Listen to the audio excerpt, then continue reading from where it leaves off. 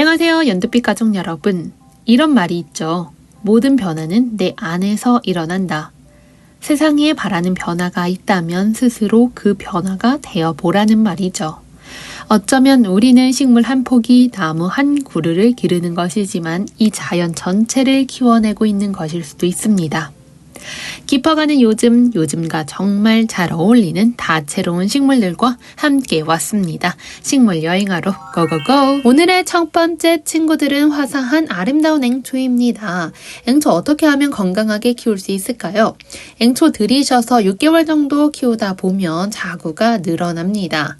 계속 키우시다가 가을에 포기 나누기 하면 좋습니다. 앵초의 개화 시기는 봄까지 이어지죠. 겨울은 0도에서 2도 정도 사이는 되어야지 월동이 가능합니다. 때문에 가정에서 키운다면 베란다에서 키우면 좋겠죠. 겨울에는 햇빛을 볼 수 있게 해주시면 되겠습니다. 앵초 들이셔서 키우시다 보면 몸집이 커져서 분갈이를 하게 되겠죠. 분갈이를 하고 나서는요, 어느 정도 몸살을 겪을 수 있기 때문에 약간은 그늘진 공간에서 며칠 요양을 해주시면 되겠습니다. 앵초는 너무 높은 온도 좋아하지 않습니다. 때문에 겨울에는 햇빛을 보여주더라도 여름에는 서늘한 공간에서 키우면 좋더라고요. 저 같은 경우에는 겨울 동안에는 창가 쪽에서 햇빛 받을 수 있게 키우다가 여름이 오면 그늘진 공간으로 슬며시 화분을 옮겨주곤 합니다. 앵초 물주기는 잎이 처지거나 말라 보이면 주면 되는데요. 저 같은 경우에는 흙속까지 말랐을 때 주곤 합니다. 잎과 꽃에는 물이 닿지 않도록 저면 간수해 주셔도 좋습니다. 너무 심한 건조나 가습은 피해주는 게 좋겠죠. 키워보다 보니까 물을 엄청 좋아하는 식물은 아닌 걸 알 수 있었습니다. 종자 번식도 하는데 6월부터 7월에 뿌리더라고요. 온도는 15도에서 20도 이때 유지해 주시면 되겠습니다. 용토는 부엽토를 많이 하는데 부엽토 많이 섞으면 발화가 잘 된다고 합니다. 앵초를 키우다 보면 잎이 왜 시들까 궁금증 생기잖아요. 보통의 경우 분갈이 이후에 몸살이 오거나 물이 극심하게 부족하거나 실내에서 갑작스럽게 실외로 나갔을 때를 분석해 볼 수 있을 것 같습니다.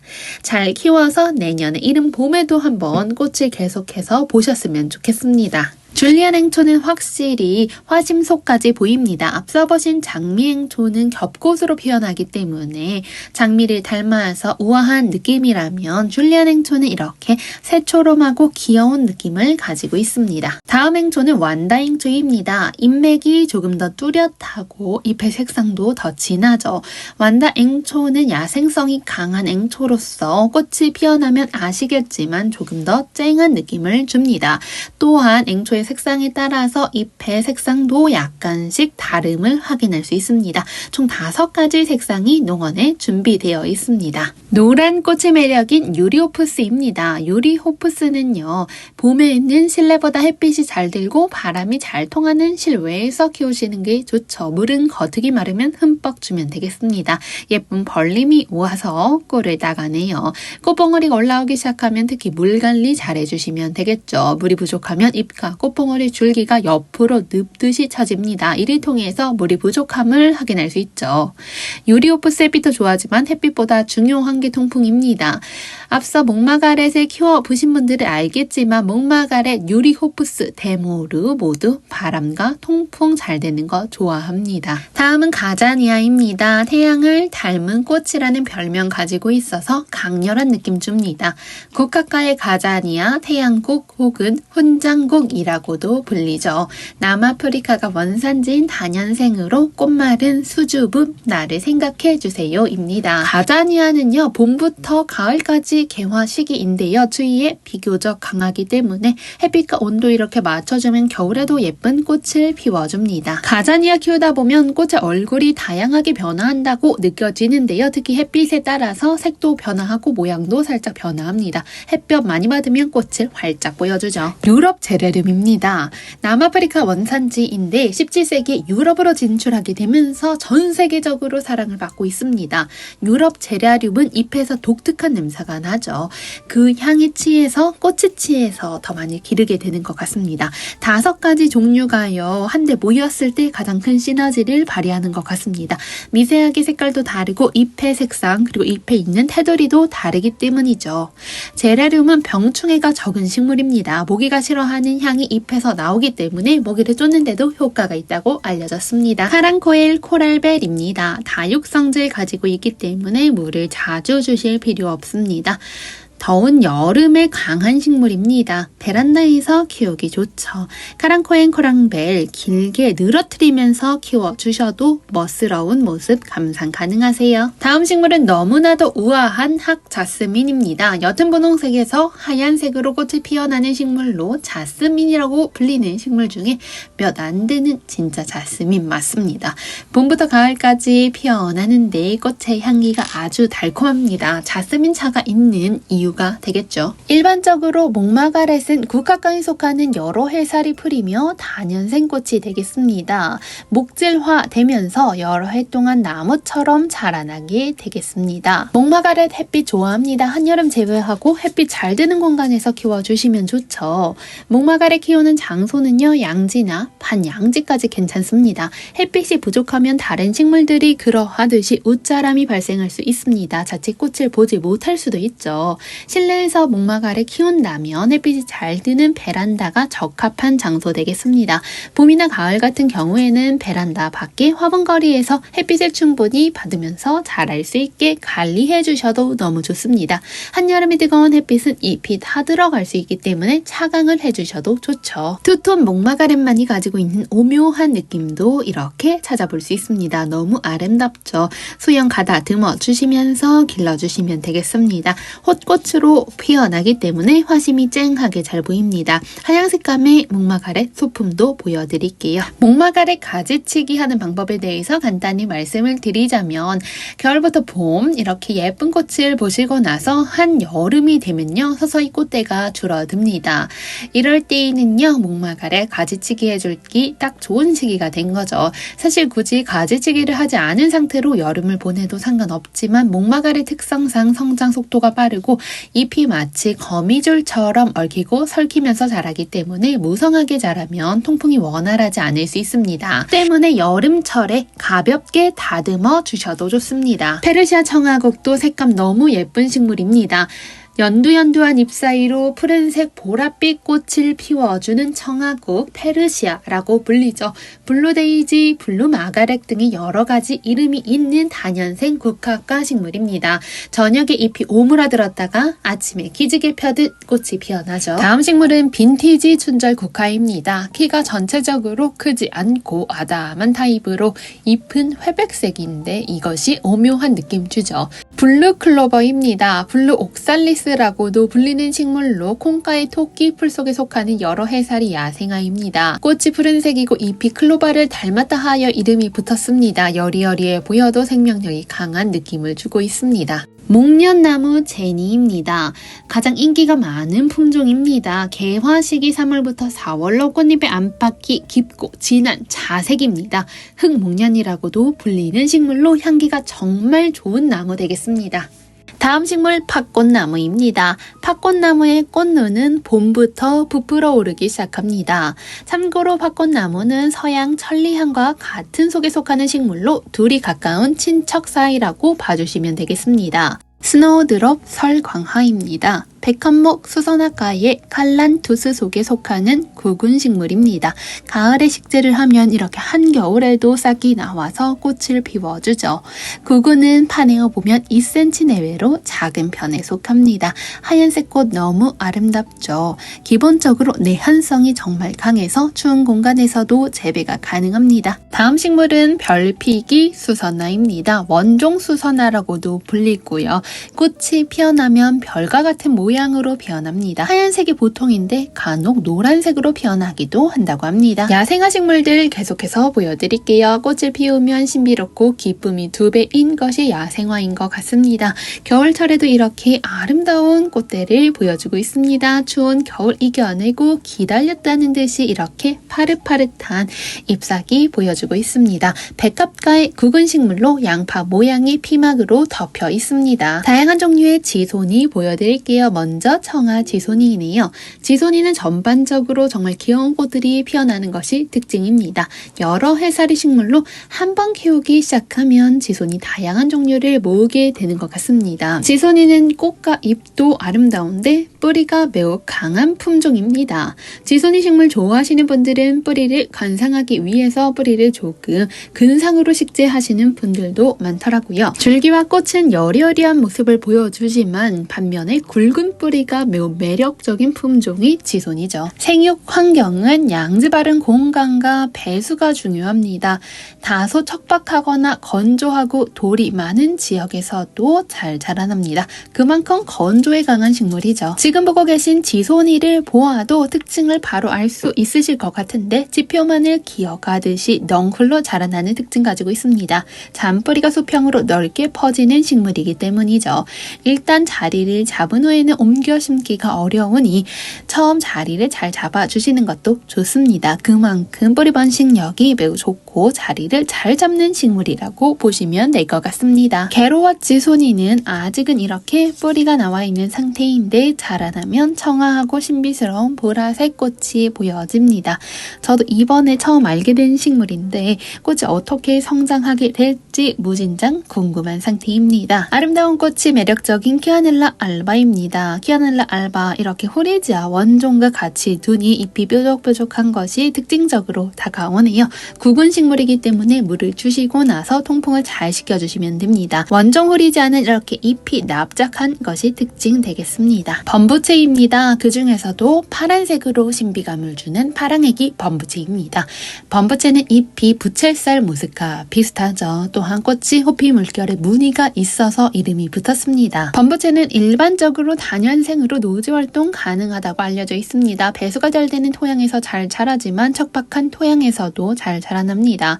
양지부터 반 그늘까지 가리지 않습니다. 다음 식물은 휴밀리스 헤스테란샤입니다. 분홍빛 작고 사랑스러운 꽃을 피워주죠. 해마다 봄이면 화사하고 앙증맞은 분홍꽃을 피워줍니다. 복수초입니다. 복수초라는 단어는 복복자의 목숨 숫자를 사용합니다. 복수라는 단어의 원수를 갚는 뜻을 떠올렸다면 전혀 상반되게 장수를 상징하는 꽃이 되겠습니다. 미나리 아제비과의 다년생 식물입니다. 햇볕이 잘 드는 양지와 습기가 약간 있게 촉촉하게 키워주시면 잘 자라납니다. 키는요 10cm에서 15cm 정도로 낮게 잘 올라오고요.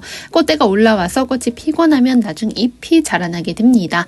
먼저 꽃대가 쭉 올라오죠. 줄기 끝에 한 송이 노란 꽃이 피어납니다. 또 하나의 노란 꽃 하면 가지 없는 노란 찔레 보여드릴 수 있죠. 노란 찔레가 겹꽃으로 아주 풍성하게 피어났는데 예쁩니다. 가시 없는 노란 찔레 만개에서 꽃이 터져 나오듯이 피어나면요 연노란 빛깔 꽃이 뭉쳐서 피어나기 때문에 풍성한 느낌을 주게 됩니다. 가지 끝마다 꽃방울을 올려주게 되겠죠. 아이리스입니다. 그 중에서도 청보라색 꽃을 피워주는 아이리스 블루 매직은요 구근의 촉수가 이렇게 올라와 있는 상태입니다.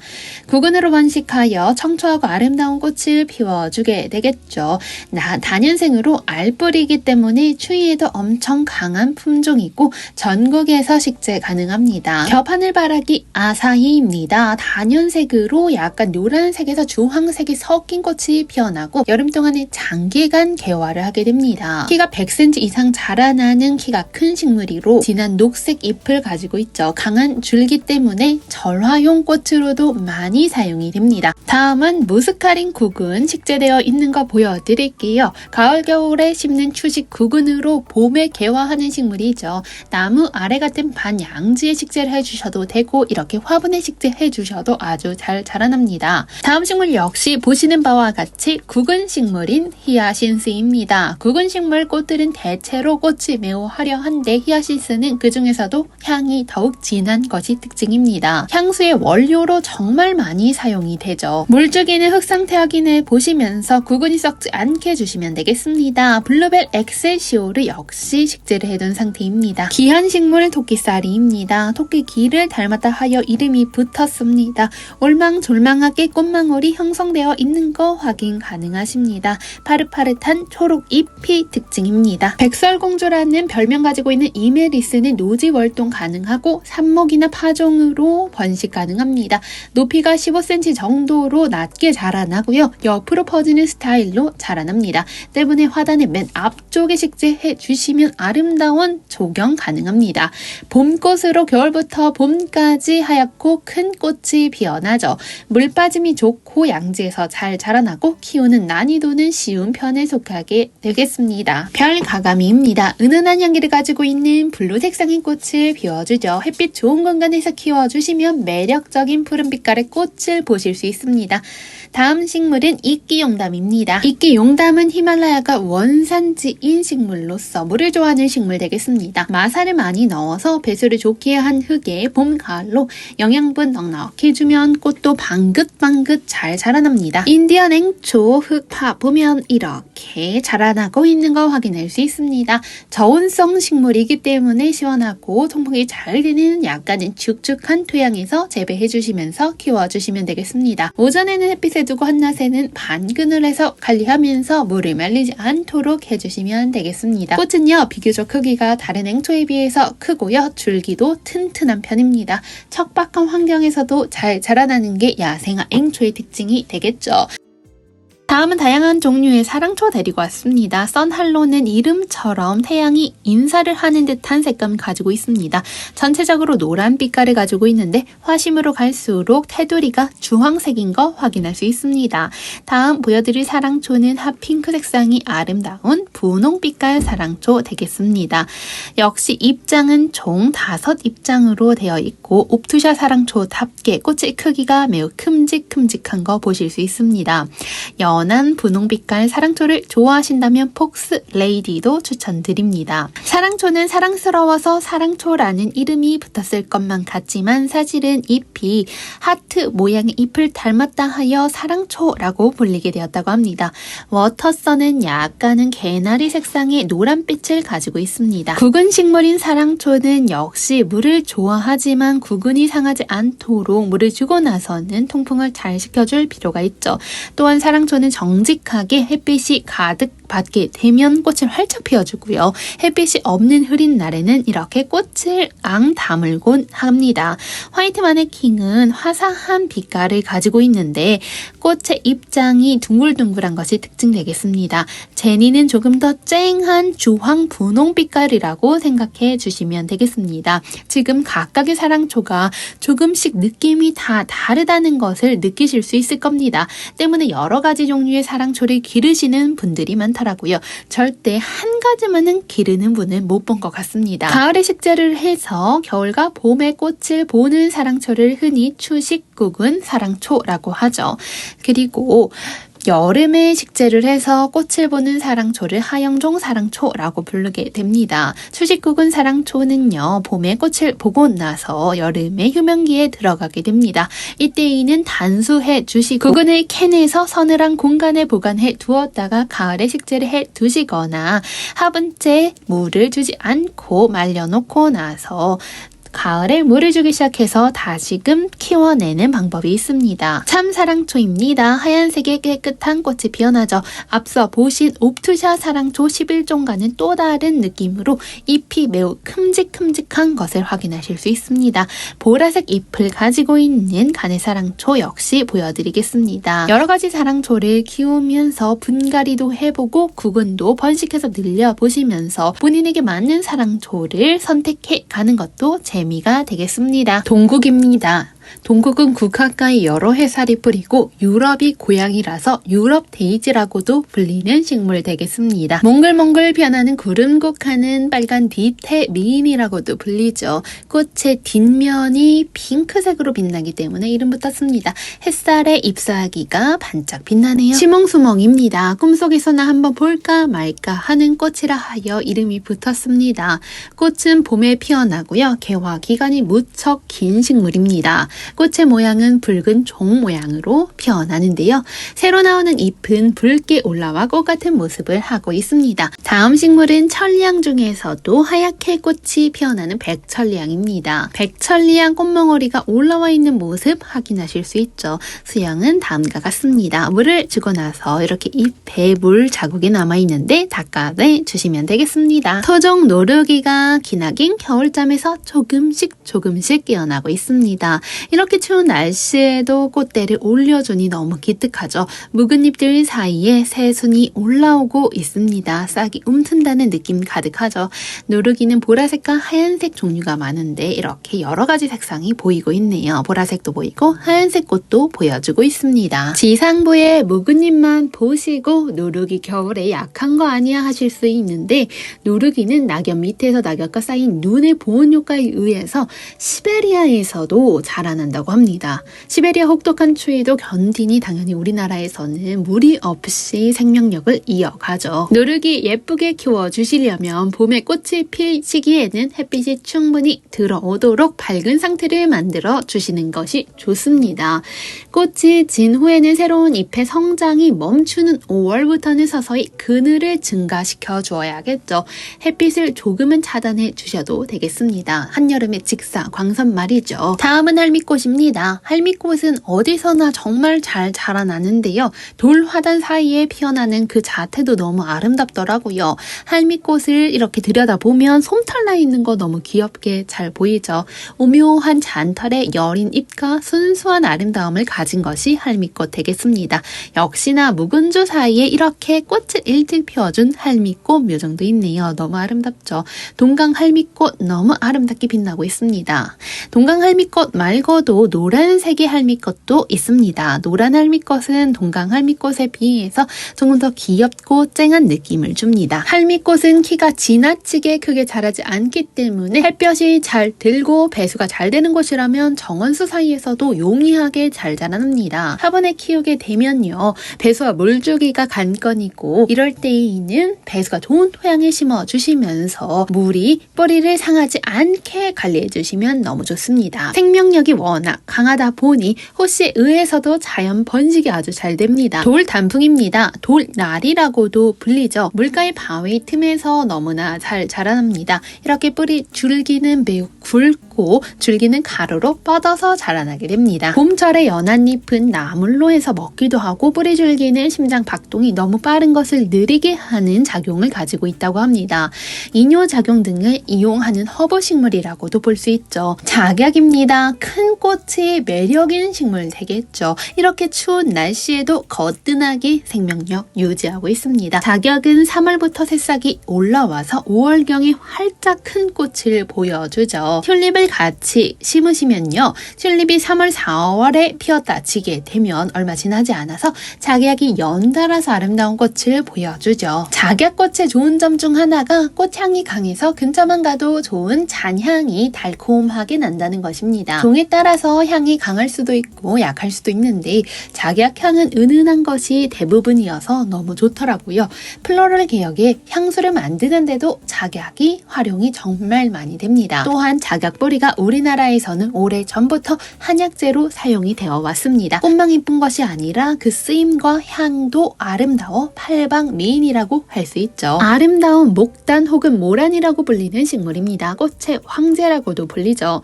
목단은요, 광량이 어느 정도 확보되는 양지에서 자라는 것이 좋습니다. 하지만 최근 들어서 우리나라의 여름 온도가 40도를 육박할 정도로 더위가 강해지고 있죠. 이런 여름의 온도는 목단에게 좋지 않을 수 있기 때문에 사시는 공간이 너무 더운 곳에서는 반 그늘에 식재해 주시는 것이 좋습니다. 겨울을 지나고 나서 꼭 보시고 식재해 주시는 것을 추천드리겠습니다. 대무르입니다. 국가가의 식물로 남아프리카가 원산지 식물 되겠습니다. 키우다 보면 목질화도 아주 잘 되죠. 또 수영을 자신의 취향대로 만들 수도 있습니다. 아래쪽에 튀어나온 새싹을 잘라주시면서 풍성하게 위쪽을 가지치기 하면서 키워보실 수도 있습니다. 석창부입니다. 물을 좋아해서 수경 재배도 가능한 식물이어서 건조에 약할 것 같지만 건조에도 정말 강한 식물 되겠습니다. 실내나 베란다 화분에서 재배할 경우에 일반적으로 거특말이면 물을 주시면 되겠습니다. 삼색인동입니다. 삼색인동은 자세히 보면요. 하얀색으로 꽃이 피어서 점점 분홍색으로 변화를 하고 다시 한번 노란색으로 변화합니다. 한 나무에서 세 가지 색상을 볼 수 있다니 너무 매력적이죠. 겹샤스타 데이지 루나입니다. 꽃대가 수직으로 쭉 올라온 다음에 겹꽃으로 노란 꽃이 피어나게 됩니다. 겹샤스타 데이지만의 풍성함이 있으니 놓치지 말아주세요.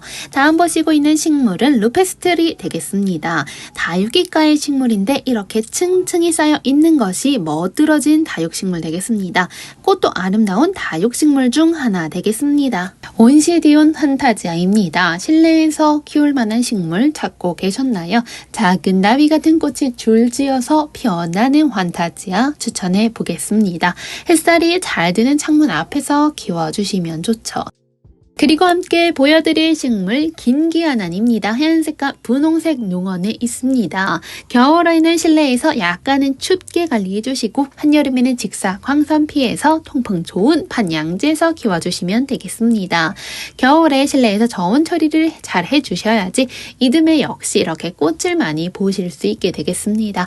긴기아난은 어지간히 건조해도 몸으로 표현을 잘 안 하는 식물 되겠습니다.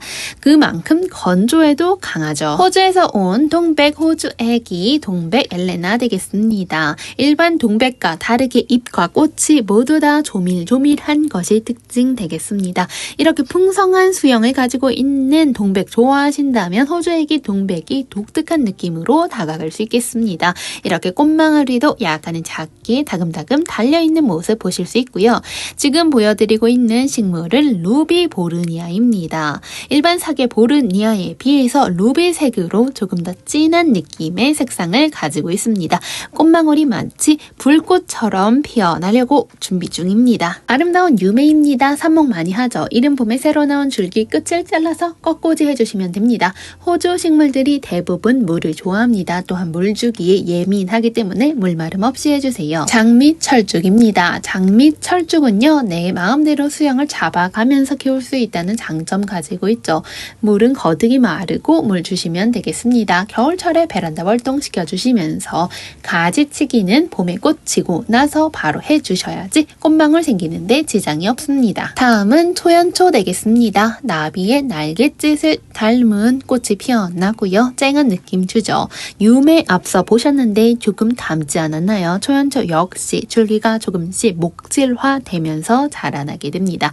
그리고 줄기마다 잎이 달리기 때문에 유메와 비슷한 느낌 받으실 수도 있습니다. 둥근잎 아카시아입니다. 둥글둥글한 잎이 매력이고 은빛으로 은은하게 잎이 빛나고 있는 것도 확인하실 수 있습니다.